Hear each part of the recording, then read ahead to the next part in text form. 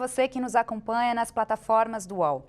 Nós damos início a uma série de sabatinas com os candidatos às prefeituras das principais capitais do país. Essa é uma iniciativa do UOL e da Folha de São Paulo. Eu sou Amanda Rossi, repórter do UOL, e comigo hoje está a Fernanda Canofri, repórter da Folha de São Paulo. Hoje a nossa entrevista será com o candidato à prefeitura de Belo Horizonte, Bruno Engler, do PRTB. Essa sabatina terá 45 minutos. O tempo vai começar a contar a partir da primeira pergunta e se encerra assim que atingirmos 45 minutos, para garantir que todos os candidatos tenham o mesmo tempo. Então, vamos começar com a nossa primeira pergunta. Candidato Bruno Engler, nesse momento, há um conflito aberto na candidatura do senhor, entre o senhor e o partido. O partido registrou como candidato a vice-prefeito o presidente municipal da sigla, Mauro Quintão. Já o senhor registrou como candidata a vice-prefeita a Coronel Cláudia. E no meio dessa disputa, o senhor chegou a dizer que houve uma maracutaia, uma puxada de tapete das mais malandras. No entanto, a chapa que o senhor defende com a Coronel Cláudia, ela foi indeferida pelo Tribunal Eleitoral. A minha pergunta, caso a posição do senhor seja derrotada e o Mauro Quintão seja confirmado como candidato a vice-prefeito do senhor, o senhor vai desistir da disputa pela Prefeitura de Belo Horizonte? A candidatura do senhor está em risco? Olha, conforme já tinha me pronunciado, eu fiz um acordo de entrar no RTB, teria autonomia para ir à minha candidatura, inclusive escolher o vice. Isso não está sendo cumprido pela parte do PRTB. Eu esperando o posicionamento do presidente nacional da legenda, Levi Fidelis, para que ele venha à frente e manifeste para cumprir o acordo que ele fez comigo, porque eu acho que na política a gente tem palavra. Eu espero que possa vir como presidente nacional, resolver o problema. Caso ele resolva, nós temos essa disputa na Justiça Eleitoral. A chapa com a qual foi indeferida em primeira instância, mas nós recorremos. Essa matéria agora vai ser associada pelo pleno do TRE, e a gente espera um dispositivo, torço muito, para que a gente possa resolver isso fora do judiciário, que o Fidelix venha à frente, cumpra a sua palavra, que a gente possa caminhar tranquilamente a candidatura, caso não seja o caso, ficou ruim, mas tudo bem, mas caso seja o caso, a gente tem essa disputa do TRE, o recurso já foi colocado e a gente torce muito para que tenhamos esse dispositivo. O senhor reconheceu na convenção do seu partido que o Quintão cedeu, né, a vaga de candidato a prefeito pelo PRTB para o senhor. Para um jornal local aqui, para o Tempo, ele disse que agora virou uma questão de honra ele conseguir manter o nome dele na chapa. Como é que está a relação de vocês e o que exatamente é o seu problema com o Mauro Quintão? Por que o senhor não aprova o nome dele e prefere... Olha, não tem problema pessoal. Olha, eu não tenho problema pessoal nenhum com o senhor Mauro Quintão. Na convenção, inclusive, que é um ambiente de fé, né, de consolidação da candidatura, eu ressaltei, sim, que abriu mão da pré-candidatura que ele tinha colocado, mas tudo isso foi combinado. Ninguém chegou para no trator. Eu cheguei para a RTB, olha, eu sim, ainda tenho interesse, mas eu quero ser candidato a prefeito e ter autonomia de gerir minha candidatura. E todo mundo, a época, Paulo concordou, o Fidelis concordou, e agora eles querem mudar o acordo que a gente fez. Isso que fica difícil. Não tem problema pessoal nenhum com o senhor Mauro Quintão, mas é que política nasce com palavras. Se a gente vai começar essa campanha voltando atrás na acordo, voltando atrás nas palavras, é algo muito ruim. Aí a gente vai fazendo uma política diferente, vai fazer mais do mesmo. Em relação a Cláudia, o coronel já é uma pessoa capacitadíssima, coronel de militar, foi comandante do policiamento da capital, entende mais segurança pública, que é algo que a nossa população como preocupação no município, conhece muito Belo Horizonte, uma vez comandou o policiamento e a polícia militar, onde ninguém chega. Então, a Cláudia agrega muito a minha chapa. É isso que eu estou vendo por ela. Não tem problema com o Mauro Quintão. Mas eu acho que se a gente for uma polícia séria, a gente tem que cumprir palavra. Vou aproveitar que o senhor citou o presidente nacional do partido, né, Levi Fidelix. O senhor disse na coletiva que o senhor convocou para explicar essa situação da chapa, que tentou contato com ele várias vezes, que chegou aí a São Paulo, mas não foi recebido por ele, né? Desde então, o senhor teve alguma resposta dele, desde que essa questão toda se tornou pública? Como é que está esse contato com o partido, com a Nacional? Não tive nenhum contato da parte do presidente Levi Fidelix. Eu até dei um áudio a ele, pedindo que ele viesse solucionar a situação. Ele ouviu, mas não obtive resposta. Eu tenho tentado através de intermediários. Um dia eu tive em Brasília com o Eudelstar, que é um aliado importante da campanha do Levi Fidelix. Ele foi solidário à nossa situação aqui, falou que vai tentar me resolver. Outras pessoas têm tentado fazer que a gente possa ter uma solução harmoniosa e a nossa candidatura possa caminhar com tranquilidade. Agora, candidato, o senhor aceita a chapa com o candidato a vice-prefeito Mauro Quintão, caso essa seja a única chapa autorizada pelo Tribunal Eleitoral? É muito difícil, é muito difícil. Muitas pessoas que me apoiam fazem apelo. Mas independente do vídeo, a gente precisa de você na prefeitura, você representa o que acredita, você é o candidato conservador, mas é complicado. Eu me proponho fazer uma política diferente. Eu quero mudança em relação ao que está aí. Nós já começamos a errar com a política de descumpre acordo, que dirigente partidário passa por cima daquilo que foi combinado. É uma questão difícil, é difícil sair candidato com o Quintão vice. Muitas pessoas poderiam olhar para mim e falar, você falou que queria esse cara, você seu, então. Apenas da política. Um cenário difícil. Eu acredito que a gente conseguiu uma redução e, se não conseguir, a gente vai lutar na Justiça Eleitoral até o fim. Bom, candidato, eu queria perguntar para o senhor, em relação a essa questão, ainda a última pergunta em relação a essa questão da sua candidatura, né? Como que o senhor espera que a população de Belo Horizonte confie na capacidade de articulação política do senhor para levar adiante os seus projetos da cidade, sendo que na própria candidatura do senhor, o senhor está enfrentando essa dificuldade nesse momento, essa dificuldade de conciliação política, e complementando também que houve tentativa de trazer outros partidos para a coligação do senhor, o que acabou não acontecendo? Olha, em relação à questão dos partidos, sentamos e conversamos com diversos partidos, mas é muito difícil, quem conhece os bastidores da política sabe, tentar fazer um acordo de aliança baseado em ideias, em plataforma. A maioria dessas conversas com partidos pretendo lote de prefeitura, cargos, secretarias, prometer uma vantagem. Isso a gente não faz. Fosse apenas um partido que me daria tempo de visão, tempo de debate, mas o pessoal do PRTB ligou lá que não aceitou a coligação, não iria ser ata, inviabilizou essa coligação e tem que aceitar a respeito, mas aí eu fiz questão, pelo menos o acordo que eu pudesse escolher a vice fosse cumprido. Em relação à confiança do povo de Belo Horizonte na minha capacidade de articulação, realmente difícil. Para nós, que estamos tentando fazer uma política nova, uma política antissistêmica, fazer as coisas de maneira suave, muito mais suave do jeito antigo, com acordos, muitas vezes escrupulosos, com cravos. Muita gente costuma dizer, falei isso em uma entrevista, que corrupção é o óleo que fazem do Brasil girar. Quando você faz política sem óleo, de vez em quando, a engrenagem vai ranger. Mas o resultado final, com certeza, fica muito melhor para a população. A gente está indo contra um sistema que se toca. A gente teve um posicionamento corajoso de exigir que os acordos se respeitar. Eu poderia muito bem ter vou aceitar a impressão do partido, ignorar que o acordo está sendo discutido. É o seguinte, eu poderia ter feito isso, mas eu estaria sendo todos os que estão na cidade há mais de anos. E não é que a população de Belo Horizonte quer. A população de Belo Horizonte quer alguém que defenda, quer alguém que tenha coragem de enfrentar cenários muitas vezes serão desafiadores e que é alguém que tem uma política limpa e transparente. É isso que a gente precisa fazer. E vou mudar um pouco de assunto agora, candidato.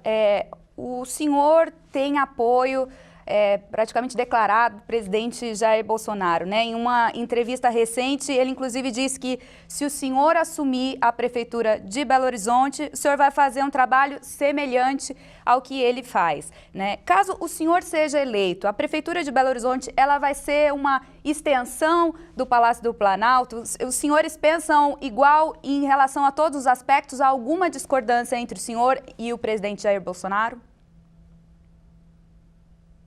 A única discussão entre o presidente Bolsonaro e as Palmeiras é o Galo. Politicamente, a gente pensa absolutamente igual. Dizer que a prefeitura vai ser extensão do Palácio do Planalto é uma dívida. Mas a gente tem um alinhamento total, a gente tem uma linha direta de contato, e que a Prefeitura de Horizonte vai ser parceira da União e vice-versa. E essa parceria vai fazer com que o nosso município tenha muitas oportunidades de crescimento que sozinhos seriam impossíveis. Ainda sobre essa sua relação com o presidente Bolsonaro, deputado, na última quinta-feira, agora dia 2, o senhor, na última sexta-feira, dia 2, o senhor publicou uma foto ao lado dele e do deputado federal Cabo Júnior Amaral, com o seguinte recado: vem recado para BH. Isso quer dizer o quê? Que o presidente vai participar da sua campanha? O senhor tratou da campanha com ele? Falou sobre essa questão desse imbróglio que vocês estão vivendo dentro da chapa em Belo Horizonte? Eu aproveito para perguntar também se o senhor tentou uma interlocução com o vice-presidente Mourão, porque ele é, sim, filiado ao PRTB. Não busquei contar com o vice-presidente Mourão, é uma pessoa a qual respeito enquanto pública, mas eu não tenho esse contato pessoal. Tive poucas oportunidades com o Mourão de maneira muito breve, então eu não tenho contato próximo com ele, pedi que ele intervenha a meu favor. Em relação ao encontro com o presidente Jair Bolsonaro, um encontro muito bacana, onde falamos sobre diversos. E a questão do Vem Recado BH, nós conseguimos gravar um vídeo com o presidente, que a gente tem de produzir, e aí vai ser disponibilizado para a população de Belo Horizonte. O recado vim em forma de vídeo, nós temos com o presidente dando a opinião dele sobre a minha candidatura. Em relação ainda ao apoio que o senhor tem e que o senhor presta também ao presidente Jair Bolsonaro, queria saber a opinião do senhor a respeito de algumas notícias recentes que foram publicadas a respeito do governo Bolsonaro ou da família do presidente Bolsonaro, né? Na semana passada, por exemplo, reportagens da Folha mostraram que o governo Bolsonaro repassou doações que foram feitas para comprar testes rápidos de Covid-19 para um programa liderado pela primeira-dama Michele. Outra notícia também que nós demos na semana passada mostrou que houve repasses de assessoras de Flávio Bolsonaro na Assembleia Legislativa do Rio por o advogado eleitoral do então deputado estadual Flávio Bolsonaro. Como o senhor vê essas notícias que envolvem o governo Bolsonaro e a família do presidente? Olha, eu vejo absoluta utilidade. Esse primeiro, vamos combinar. Não consegue nem falar que o presidente está rolando um dinheiro que teoricamente era testes, foi para o programa Pátria Voluntária, que é o programa que ajuda pessoas que precisam, e que nesse momento precisam ainda mais. A pandemia se trata da doença, a gente está vendo desemprego, miserabilidade, esse recurso é alocado no programa Pátria Voluntária para dar pessoas carentes e riscando. Só no Bolsonaro, a imprensa não gosta dele. Então, eu estou falando das senhoras, especialmente, se tratando com muito respeito, mas a categoria de vocês, a maioria dele, segue ele. Essa questão do fogo também, combinar. Há quanto tempo estão aí revelando a vida lá e não há nada de concreto, não tem uma ação, todo dia manchetes tentando uma imagem dele, e não tem absolutamente nada, você fala, não, pô, isso aqui é concreto, é pertinente, vai ter acusação, vai ter processo. Se tivesse uma coisa efetivamente errada, já teria saído. Bolsonaro expõe a imprensa toda. Bolsonaro expôs, está tendo vírus. Então, eu vejo total tranquilidade, não acho que tem nada errado. Bom, e aproveitando que a gente falou aqui, né, mencionou os testes para a Covid-19, eu vou passar para a Fernanda para a gente entrar no assunto sobre a pandemia, Fernanda. Deputado, o senhor é um crítico, né, da postura que foi adotada aqui em BH pelo atual prefeito candidato à reeleição Alexandre Calil. O senhor chegou a dizer que BH sofreu com a maior quarentena do mundo. Em outro pronunciamento, o senhor falou que o Calil mostrou uma faceta ditatorial com as medidas que foram adotadas. Na sua opinião, no que o prefeito errou e o que o senhor teria feito diferente dele? Olha, eu não critico o prefeito por ter fechado a cidade lá no início, quando a gente ainda tinha menor do que era esse vírus. O que eu critico é a arrogância e a falta de diálogo com os setores que produzem no nosso município e essa postura ditatorial de manter fechar tudo e está tudo certo e o emprego das pessoas, o ganho das pessoas não é importante. A prefeitura, quando ela fez o nosso município, ela disse que nós seríamos a primeira a fechar para ser a primeira e foi a primeira a fechar e as últimas a abrir. Foi prometido que nós temos uma estrutura de saúde com hospitais de campanha que foi cumprir. Os únicos hospitais de campanha que surgiram em Belo Horizonte foram do governo do estado e do terceiro turno. Inclusive, o hospital de campanha das Minas, que eu acho que precisou sim construído para a gente ter segurança, não precisou ser usado, porque o nosso sistema de saúde não captou. Então, esse foi um fundamento arrogante que gerou diversas empresas quebrando, milhares de desempregados. Não teve essa estrutura em saúde que foi pedida pelo prefeito, e o que eu acredito que poderia ter diferente era justamente sentar com os setores, buscar um diálogo, buscar um isolamento vertical, um isolamento das pessoas que são em grupo de risco, uma atividade comercial funcionando agora com protocolos sanitários, de papel, máscara, dessas coisas que são indicadas pelo órgão de saúde, e de fato, o que prometeu, que era fazer estrutura de saúde, a prefeitura não fez. Graças a Deus, a iniciativa privada e o governado supriram essa prefeitura. Agora, candidato, o senhor não teme que se o senhor tivesse nessa posição de tomar essas atitudes, estabelecido esse diálogo e adotado posturas menos restritivas, de que o impacto da pandemia em termos de mortalidade de pessoas doentes em Belo Horizonte fosse maior, o senhor não teme que isso pudesse ter acontecido?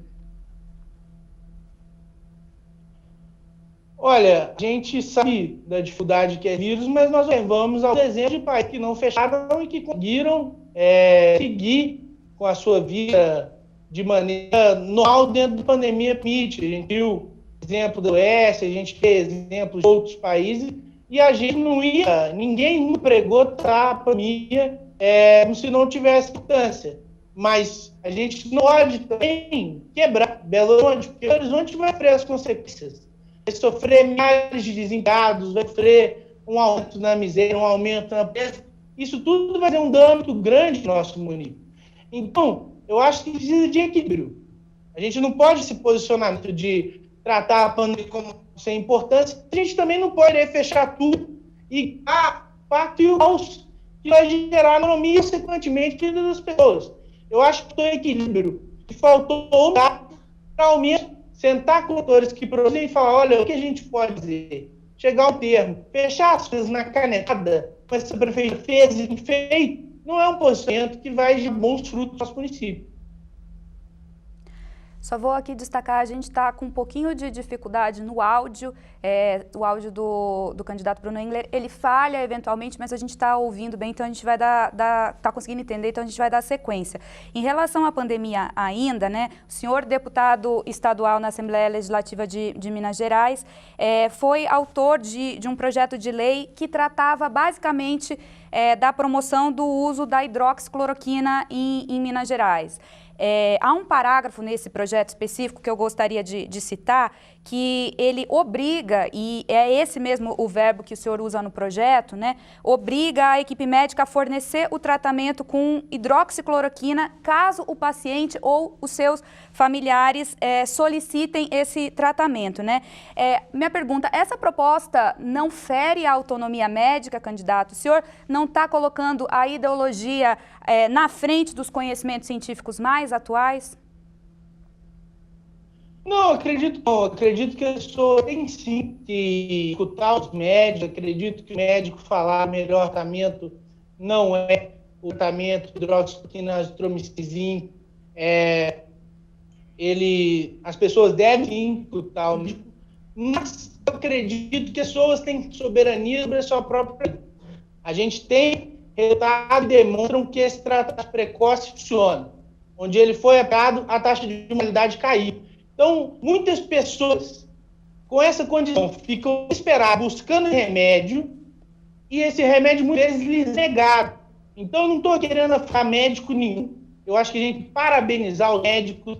Eles estão batalhando e muito essa pandemia e ajudando a salvar a nossa população, mas eu digo que o cidadão tem que ter direito de escolher o tratamento que ele prefere.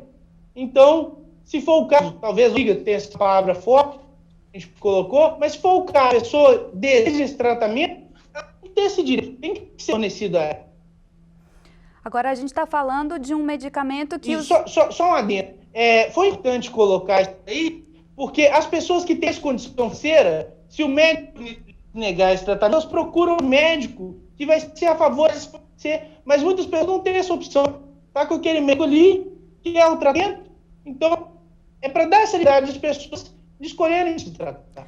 Mas, ao mesmo tempo, a liberdade para as pessoas escolherem esse tratamento é uma restrição da autonomia do médico de não orientar o paciente a usar esse medicamento, caso ele, utilizando os estudos mais recentes que mostram que a hidroxicloroquina pode provocar riscos à saúde. Eu quero até aproveitar e citar o apoiador do presidente Bolsonaro, o presidente americano Donald Trump, que foi recentemente diagnosticado com Covid, e seus médicos foram claros de que ele não vai utilizar a hidroxicloroquina no seu tratamento, que é um medicamento que provoca riscos cardíacos. De maneira nenhuma. É só se o paciente pedir formalmente pela hidroxicloroquina. O médico apresentar. Ninguém quer ver. Se o médico apresentar de maneira consciente, olha, esse tratamento é melhor hidroxicloroquina. Agora a gente não viu no Brasil, a gente esperando a evolução. A hidroxicloroquina tem apresentado os melhores resultados, como azitrominas, ivermectina. Olha, é melhor você com esse medicamento aqui, certamente a pessoa vai ouvir. Então, o médico tem total liberdade de arguir qual é o melhor tratamento, de conversar com o paciente, mas a palavra final sobre a sua própria vida tem que ser do paciente. É só isso no projeto de lei. Fernando. Vamos seguir, deputado, só porque o nosso tempo está correndo, então. A gente queria saber um pouco mais das propostas do senhor. O seu plano de governo ainda não foi registrado, certo? Então, eu queria saber quais são as suas prioridades, quais vão ser as suas prioridades. Olha, as minhas prioridades são a área de educação, segurança pública e também a área da chuva, das enchentes que a gente tem tentado em Belo Horizonte. Na educação, a nossa ideia é aderir ao programa das escolas militares do Ministério da Educação, que o prefeito Alexandre Calil não aderiu por motivo ideológico. As escolas militares são um modelo que comprovadamente funciona em todos os lugares do nosso país, onde elas são aplicadas, elas dão resultado. E aqui em Belo Horizonte, a gente, por exemplo, os 5 melhores colégios estaduais de Belo Horizonte são colégios diferentes da polícia militar. Quer dizer, esse modelo de educação militarizada ele tem eficiência altíssima a um custo baixo. Então, nossa primeira proposta para a educação, que eu acho que vai mudar o rumo da educação no nosso município, é implementar em boa parte das escolas o modelo cívico-militar. Na área de segurança pública, eu acredito que a gente tem que mudar a maneira que a prefeitura vem usando a guarda municipal. Hoje, a prefeitura utiliza a guarda municipal como um instrumento para fechar Lagoa da Pulha, para prender gente que prendendo no espetinho na rua. Todo mundo viu aquele vídeo revoltante da Avenida Bandeirantes, onde um vendedor foi preso, estava vendendo tinha todo mundo, todos seguindo os protocolos do Ministério da Saúde, mesmo que a pessoa foi presa, estava vendendo tinho, estava trabalhando. A Guarda Municipal é entendida como órgão de segurança pública. O Guarda Municipal é um operador de segurança pública. Então, a gente quer trabalhar com a Guarda Municipal de maneira integrada com as polícias civil e militar, de modo que a gente coloque as viaturas em lugares estratégicos, que as viaturas possam rodar de maneira ostensiva, onde é o mais necessário, assim ajudando a diminuir a criminalidade no nosso município. Outra proposta que nós vamos tentar... Só um segundinho, desculpa interromper, deputado. Estou encantado. Deputado, eu conversei com alguns engenheiros, especialistas em gestão fluvial, que falam da contingência das enchentes no nosso município. É um modelo. Deputado, só para a gente não acumular. As barreiras gráficas são. Não, eu queria fazer uma pergunta para o Porque senhor qual a proposta, mas para a gente poder detalhar um Tudo pouquinho bem, mais as propostas exato, do senhor. cada assunto. Eu queria perguntar para o senhor mais sobre as escolas cívico-militares, né, que o senhor falou. O senhor apresentou até uma proposta na Assembleia para criar um fundo que financiasse, fala ali sobre repasses que viriam da União. Hoje a gente já tem o colégio militar, os colégios militares Tiradentes, como o senhor mesmo citou aqui em BH, que são ligados à Polícia Militar, ou seja, ao governo do Estado. Então, como que isso funcionaria se tratando da prefeitura, da rede municipal? Como é que como é que seria a operação mesmo para a manutenção dessas escolas? Qual seria o custo médio, que o senhor acabou de dizer também que seria baixo, né? Já que nós estamos num estado em crise, como é o caso de Minas Gerais. Fernando, em relação ao projeto que eu fiz na Assembleia, foi uma votação que eu recebi do MEC, porque o MEC ele iria ajudar na implementação de escolas militares. Isso aí já tem um tempo, o modelo ainda não estava totalmente consolidado, e uma das maneiras seria um governo dual e acessar a questão do fundo. Foi para aí a gente propôs o projeto. Foi uma gestão do Ministério da Educação, depois acabou que o problema foi sanado. O custo de adesão ao modelo de escola civil militar para o município é. O que o MEC põe é um orçamento que vem da União para implantar a escola civil militar no município. Só que a nossa ideia, para além do programa do MEC, é bem buscar maneira de aumentar esse modelo, para além disso que o Ministério da Educação vai poder dar, porque o Ministério da Educação vai poder fazer uma, duas, três escolas, porque entendeu o Brasil inteiro. A nossa ideia, a gente ainda vai ter que estudar como seria operacionar esse custo, procurar o governo do Estado para fazer parcerias com a Polícia Militar, com militares de reserva, e aí ver se seria necessário até um fundo para a gente ter esse remanente financeiro junto com o governo do Estado. Mas o modelo inicial, o projeto piloto, passa pela adesão do programa do MEC, o programa do MEC já com o curso da União. Bom, eu queria comentar ainda na área da educação com o senhor a respeito do Escola Sem Partido, que o senhor é um defensor dessa bandeira, né? O senhor pretende encampá-la se eleito para a Prefeitura de Belo Horizonte? E também, caso sim, né, queria que o senhor detalhasse um pouquinho mais, né? Algum modelo que já foi aplicado que o senhor usaria como referência? Enfim, queria que o senhor explicasse um pouquinho melhor sobre as suas propostas para a educação nesse sentido. Amanda, na verdade, está tendo um debate sobre o escola sentido na Câmara Municipal, né? E muito se fala, ele foi até aprovado agora, se fala se o prefeito vai sancionar. A verdade é que o escola sem partido é um bom projeto, ele pode aprimorar em alguns sentidos, eu acredito que ele é um bom projeto. Ele é um projeto extremamente simples. Ele não tem nada de mirabolante, ele simplesmente determina que coloque um cartaz na sala de aula informando aos alunos quais são os seus direitos. E aí, caso os alunos os seus direitos estão sendo violados, estão sendo constrangidos a ter a mesma posição política do professor, eles podem procurar as autoridades. É simplesmente cartaz na parte, o Escola Sem Partido. Cria um alvoroço em cima disso, que é uma agressão aos professores e educadores, é dizer para os alunos, olha, você tem o direito de ter sua opinião política. O professor pode ser de esquerda e você direita e vice-versa. O professor não pode impor a ideologia dele aos alunos. É um projeto que, caso chegue a mim não é sancionar.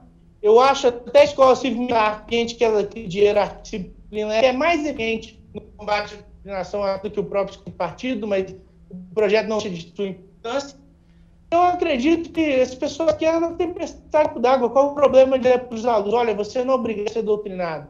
A gente não permitir que essas escolas sejam falas de militantes.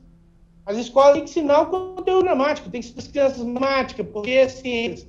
Não ensinando a lançar a bandeira PT. Agora, com base em que o senhor faz dá esse exemplo, por exemplo, balançar a bandeira do PT, né? O senhor tem, evidências de doutrinação nas escolas?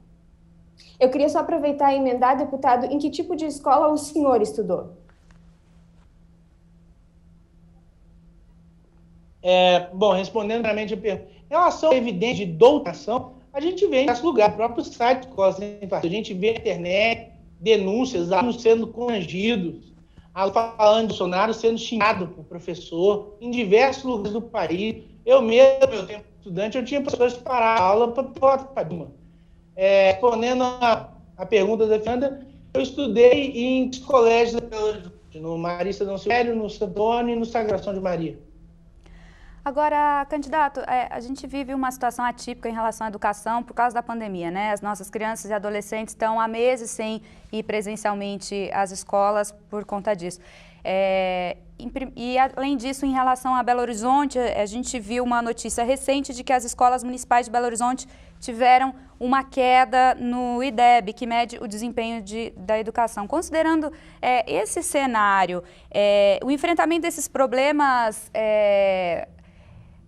não deveria ser mais importante do que, por exemplo, essas questões ideológicas, como escola sem partido? Olha, eu acredito que o escola sem partido, ele ajuda a melhorar o ensino. Se o professor parar de militar e ensinar, o aluno aprende. A queda do IDEB é muito, porque onde eu estou não está funcionando. E o modelo cívico militar não é lógico, é estatístico. As escolas militares, elas entregam um resultado melhor do que escolas que não adotam esse modelo. Então, a partir do momento que a gente conseguir implementar o modelo cívico-militar, o resultado vai se demorar no IDEB. Em relação à questão da educação, não é para a sua pergunta, mas muitos ficam com essa dúvida, a nossa, então, é voltar ao funcionamento das escolas, adotando protocolo de segurança. Muitos pais estão desesperados, querendo que seus filhos recebam educação. Muitos querem voltar ao ambiente escolar. Alguns me perguntam, candidato, mas em relação àqueles que não querem, eu acho que pode fazer um modelo misto, tendo aula presencial, também à distância, tendo live da aula para que se sentem mais seguros ficando em casa, dando a opção aos pais, aos alunos de terem o conteúdo presencial. Acho que é muito importante. Deputado, o senhor estava falando inicialmente sobre as suas propostas para segurança, né? O senhor, a sua atuação na Assembleia, o senhor é muito próximo dessa pauta, das categorias ligadas à segurança pública. Então, a gente queria saber quais são as suas propostas para essa área e para a Guarda Municipal, que teve um conflito com o prefeito Calil em dezembro, devido à questão de reajustes. O que o senhor pretende fazer? Olha, essa ideia é valorizar a Guarda Municipal. A gente tem que terminar de armar a Guarda, que foi promessa de 2006, mas é uma pequena porcentagem da Guarda. Hoje tem arma de fogo e, como eu falei, a gente tem que tratar a Guarda Municipal como uma segurança pública. A função formal da Guarda Municipal é proteger o patrimônio público, mas o guarda municipal é legitidor. Então, se ele vê a prática do crime, ele tem o dever de agir. Nossa ideia, além de uma estruturação, renovando e mudando a nossa estrutura de olho vivo, criando os integrados de segurança pública com a participação dos órgãos estaduais, Polícia Civil, Polícia Militar e do órgão municipal, que é a Guarda Municipal, a gente pretende usar a Guarda como parceira das polícias no combate à criminalidade, com posicionamento, viatura em lugares onde a gente vê que está faltando e que a polícia muitas vezes não consegue chegar por conta de efetivo, com rondas ofensivas em lugares onde às vezes falta uma viatura, polícia militar, a gente pode integrar a Guarda, pode fazer esse trabalho ajudando a melhorar a segurança no nosso município. A gente quer entender agora e valorizar a Guarda como agente de segurança pública, e não como agente de imposição de decreto tirânico do prefeito. O que seria esse valorizar? Seria em questão salarial, em questão de cargos? O que exatamente? Desculpa, eu tô fone para pedir um carregador aqui, que minha bateria está acabando. Eu não ouvi o início da pergunta, Fernando. O que seria exatamente esse valorizar a Guarda? O que seria exatamente o valorizar a Guarda Municipal? O senhor acha que ela não é valorizada hoje, por quê? Olha, você entrou na questão salarial, eu não estou levitando aqui prometer reagir com o cenário econômico que é arrasado a gente encontra. Nossa cidade vai passar por uma dificuldade financeira muito grande e a gente teria que avaliar realmente uma viabilidade de fazer isso. Mas valorizar enquanto agente de pública. A Guarda Municipal ela fica desmoralizada quando ela é usada para funções que não são suas, para impedir o cidadão de andar na orla Lagoa da Pampulha, para prender o cidadão que está vendendo petinho na rua. Isso é função do operador de segurança pública. Valorizar o operador de segurança pública é dar um tratamento adequado e colocar os guardas municipais, porque eles têm esse desejo de ajudar a segurança de Belo Horizonte. Em nosso concurso, guarda municipal pensando, eu vou botar uma grade na rua da Lagoa, vou ficar lá pedindo as pessoas de caminhão. ele tem esse desejo de ajudar na segurança pública do município. Então, para além da questão econômica, você reconhecer o guarda como agente de segurança pública, você botar na cima dele e você passar para ele, a sua missão é ajudar o povo Belo Horizonte a ficar mais seguro, é uma valorização moral dos nossos guardas. Mas essas situações que o senhor está citando são muito relacionadas à pandemia, são situações de agora, né? O senhor acha que essa desvalorização vem de mais tempo? O que é na prática que o senhor quer fazer para depois também que a gente passar por esse período? Não, de novo, eu coloquei, depois a gente passar por período numa situação econômica, não se guarda. A gente vai em negociações como o Estado tem, todas as categorias. E a gente tem esse apreço pelo profissional da segurança pública porque ele tem um trabalho que precisa ser valorizado. Mas isso já é um problema de muito tempo. A gente, desde antes da pandemia... portátil, não acho que... a gente tem esse problema. Desde antes da pandemia, a guarda ser dado como um órgão de fiscalização de alvará, como um órgão de vigilância sanitária. Essa não é a função da guarda, é usar a guarda de maneira inovadora, em Berga. Quero que a guarda venha de fato para ajudar a combater a criminalidade. Eu tenho certeza que a maioria dos guardas tem esse desejo. O senhor mencionou um pouquinho antes sobre enchentes. Esse é um problema, né, que atinge a população de Belo Horizonte. O senhor poderia detalhar um pouco mais o que o senhor pretende fazer para tentar combater esse problema? O senhor pensa em alguma obra pública nesse sentido, candidato? Bom, a gente teve aqui um probleminha aqui com o vídeo do candidato rapidinho. Eu aproveito aqui essa interrupção só para dizer que a gente está com pequenas falhas no áudio do candidato Bruno Engler, mas a gente está dando continuidade porque está sendo possível entender, né? A gente está aqui a 9 minutos do fim da nossa sabatina. A hora que o senhor quiser retomar, candidato, fique à vontade. A gente já havia perguntado sobre enchentes. Se o senhor tem algum plano específico para enchente? O senhor pretende alguma obra pública relacionada para enfrentar esse problema que atinge a população de Belo Horizonte? Sim, falando, eu conversei com engenheiros, especialistas em engenharia florestal, que me apresentaram um plano inovador que já foi aplicado em alguns outros lugares e demonstrou um resultado muito bacana, que ele muda barreiras geográficas que são naturais do terreno, porque a gente tem o centro de utilização de assentamento, a gente faz com que o saneamento é permeável e a água corre de maneira muito rápida para as bacias hidrográficas. Candidato, desculpe interromper o senhor, a gente teve o áudio ficou pior um pouquinho, agora a gente está tendo dificuldade de compreender o senhor. De repente tirar o fone de ouvido, será que poderia ajudar? Não sei que mudança que houve, mas agora a gente está com dificuldade de compreender o senhor. Olha, por experiência própria, quando eu tiro o fone de ouvido, dá retorno, e aí é que fica ruim. Agora melhorou. Pode prosseguir, deputado, por favor. Então, bom, eu falei, eu conversei com os engenheiros especialistas em gestão fluvial que criaram estruturas que simulam barreiras naturais do corrimento da água. Qual que é o problema? Como a gente fez turbinação, esfaltamento, você tem a permeabilidade do solo, a água não entra para dentro da terra, ela corre de maneira muito rápida e ela chega a se hidrar de maneira muito abrupta. Então, a implementação de um sistema que cria barreiras físicas no nosso corredor da boca de lobo, de maneira que a chuva ela vai escorrer de maneira mais devagar. Então, isso ajuda a evitar as enchentes, porque a chuva vai chegando de uma velocidade mais devagar, de maneira que a bacia hidrográfica ela consegue se livrar dessa água. Não garanto que vai acabar com a enchente, mas também tira mitigar o problema. No caso de uma muito forte, onde a enchente vai de maneira mais devagar, o que é menos prejudicial para a população. Não ocorre aquelas enchentes lâmpadas que pegam todo mundo de surpresa e causam um enorme. Vamos passar então para outra questão, deputado, que também é um problema antigo aqui em Belo Horizonte. As outras gestões também não conseguiram dar uma solução, que é a questão da mobilidade urbana, né? O trânsito de BH está cada vez mais afogado. Qual é a sua proposta para essa área?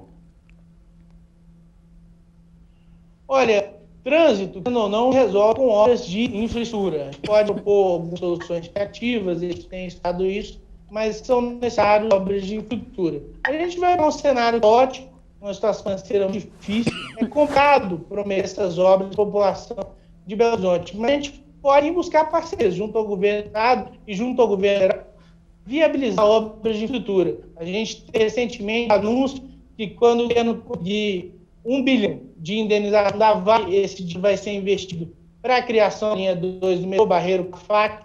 Isso não é vai acontecer se eu for feito, não. Independente de quem for feito, o governo tal vai tentar trazer recursos para que nós possamos fazer troca, que é uma expectativa muito grande da população do Horizonte. E vai ajudar a melhorar o sistema, vai ajudar a melhorar o problema do transporte público. E a gente tem também realmente que buscar outras obras junto ao governo do estado. E não são obras que eu vou entrar, todos sabem que a gente precisa de um rodoanel, que o anel rodoviário já está saturado. São obras que todos os candidatos são necessárias, mas também todo mundo sabe, a prefeitura não conseguir fazer assim. Essa questão que o senhor citou agora do metrô, ele é sempre uma questão que surge em épocas de eleição, né? Todo mundo aqui em Belo Horizonte comenta isso, sempre em época de eleição, volta-se a fazer promessas a respeito dele. O Ministério da Infraestrutura, o ministro Tarcísio, chegou a garantir que esse dinheiro viria para BH por meio do BNDES, mas o Ministério da Economia disse que ele precisa passar pela questão do orçamento, que é analisada no Congresso. Com quem que o senhor falou que lhe deu essa garantia que esse dinheiro vem para cá realmente, que será realmente investido nisso, se ainda é uma incerteza? Olha, é questão se precisa não passar o orçamento, eu acho que o jurídico da União vai poder definir, mas baseado nessa declaração no que falado pelo ministro Tarcísio. Não é algo que vem do orçamento da União, não é um imposto arrecadado, pedir o dinheiro da Vale de ser deixado de maneira direta, mas isso se define lá em Brasília. Agora, quando você diz, todo período eleitoral se fala metrô, isso é verdade, mas todos falavam duplicação BR-381 até o período da rodovia da morte. O governo Bolsonaro está fazendo, ministros entregando. Todo mundo falava de água para o Nordeste. O governo Bolsonaro foi lá e chegou à disposição que a multa era subfaturada e atrasada. Em menos de 2 anos, o governo Bolsonaro foi. O governo não é nada diferente dos outros. Quando ele propõe a fazer, ele faz. Existe sim, foi apresentado pelo Ministério da Economia, isso aí foge do meu poder de resolução, mas eles acreditam sim que esse dinheiro consegue ir para Belo Horizonte. E mesmo passe pelo Congresso, a gente tem que enfrentar dificuldade. Eu acredito que a bancada mineira vai ter todo o interesse em cursar junto aos parlamentos para garantir o custo. Agora, candidato, como deputado estadual, o senhor tem uma atuação muito forte em relação à pauta de costumes, de cunho conservador, né? Então, por exemplo, o senhor foi autor de um projeto de lei que estabeleceu que o sexo biológico deveria ser usado como critério para definir o gênero de atletas em competições esportivas, isso no âmbito da Assembleia Legislativa de Minas. O senhor também propôs uma audiência pública para debater uma suposta produção de entorpecentes em laboratórios da Universidade Federal de Minas Gerais. Agora, caso o senhor seja eleito agora para um cargo executivo, o senhor pretende continuar impulsionando essas pautas de costume de cunho conservador, ou o senhor, essa é uma característica do senhor como deputado, né, Bruno Engler, de um cargo legislativo? Não, essa é uma característica enquanto sou conservador e eu tendo sempre por ter pauta conservadora. A gente ser eleito, a gente tem que entender quem nos elegeu. Eu sou um candidato conservador nessas eleições. Se eu passar um conservador em Horizonte prefeito, a gente tem que governar todos, a gente tem que ser fiel aos nossos ideais, os ideais conservadores. Mas o que o senhor pretende impulsionar como prefeito, caso seja eleito, de pautas conservadoras de costumes? Olha, eu acredito que só nessa mudança na educação, de combate à alienação, já é um grande passo. Eu acredito na paz cultural, nós vamos passar a respeitar os conservadores. A gente tem na virada cultural a oração Nossa Senhora dos Tratistas. Depois de muita pressão da população cristã de Belo Horizonte, esse evento foi calado. Como o contrato já está assinado, essa turma que vive de depende dos outros, teve o cargo pago com dinheiro do pagador de impostos de Belo Horizonte. Esse tipo de coisa vai acabar no município. Nós vamos respeitar os valores conservadores, os valores cristãos, e o dinheiro público não ser usado mais para vilipiar a fé das pessoas em BH. Vamos aproveitar que nosso tempo está perto de acabar, deputado, a gente vai acelerar aqui com as últimas perguntas. A gente queria perguntar para o senhor a respeito dos gastos de campanha. O senhor ainda não declarou, mas disse que não quer usar dinheiro público. Como que a sua campanha está sendo financiada? Eu não vou dinheiro público, é R$1 de dão, e a campanha está sendo financiada a apoios privados, por pessoas que acreditam nesse projeto, que acreditam nessa dança para BH e que estão dispostos a estar na nossa candidatura. Nós recebemos Quanto o senhor gastou até desde agora? pequenas doações de pessoas que podem dar com até doações maiores e tem financiado a nossa campanha. A nossa campanha vai ser uma campanha cara, como de candidato não vai ser uma campanha milionária, mas é uma campanha que vai dar resultado. Quanto o senhor gastou até agora e quanto o senhor pretende gastar? Olha, teria que conversar com o pessoal do meu financeiro. Quanto que a gente gastou até agora? Eu vou verificar, mas com certeza não estou de R$50 mil ainda, que eu gastei até agora. E o que eu pretendo gastar vai depender muito de quanto a gente arrecada. A gente não pode responsável muito candidato que faz dívida.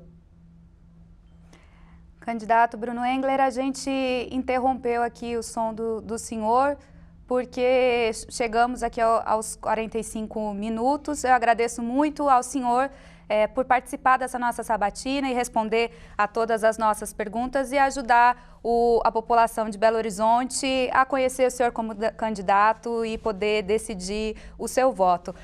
A gente vai continuar nos próximos dias com a nossa série de sabatinas, entrevistando outros candidatos à Prefeitura de Belo Horizonte. Então, fica ligado nas plataformas do UOL e acompanha a gente para participar dessas outras sabatinas. Até lá!